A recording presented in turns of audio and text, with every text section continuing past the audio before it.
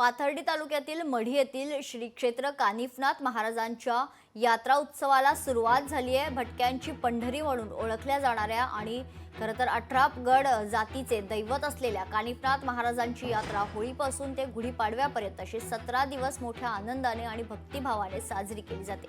आज सकाळपासून मढी येथे भाविकांनी दर्शनासाठी एकच गर्दी केली आहे। होळी सणाला पहिला काठीचा मान हा पाथर्डी कैकाडी समाजाला दिला असून मानाच्या काठींची वाजत गाजत मिरवणूक करून नाथांच्या समाधीला आणि कळसाला खरतर टेकवण्यात आली। तसेच सायंकाळी महाराष्ट्रातील गोपाळ समाज हा एकत्र येऊन खरतर श्री दत्त मंदिर जवळ गोपाळ समाजाची मानाची होळी पेटवणार आहे।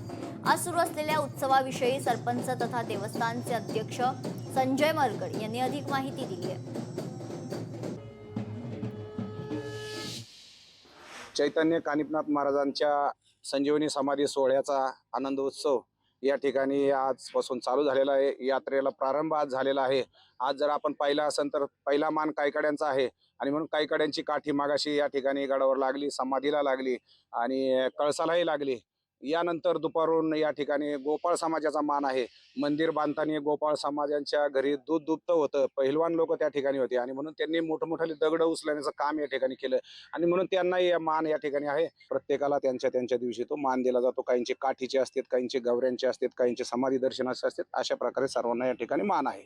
जी भटक्यांची पंढरी म्हणून ओळखलं जातं ते कानिफनाथ महाराजांचं यात्रा महोत्सव आजपासून सुरू झालेला आहे। ही परंपरा सुमारे 750 वर्षापासून चालू आहे आणि ही परंपरा मिळण्यामागचा पाठीमागे महाराजांविषयी आमच्या समाजाने आजपर्यंत जी काही श्रद्धा दाखवलेली आहे, गड निर्मिती असो, पूर्ण गड निर्मितीच्या वेळेस आमच्या कैकाडी समाजाने दगड वाहिलेले आहे, माती वाहिलेली आहे, त्यातूनच हा मान आमच्या कैकाडी समाजाला मिळालेला आहे। लोकशाही मराठी ऐका, पहा, जागरूक रहा।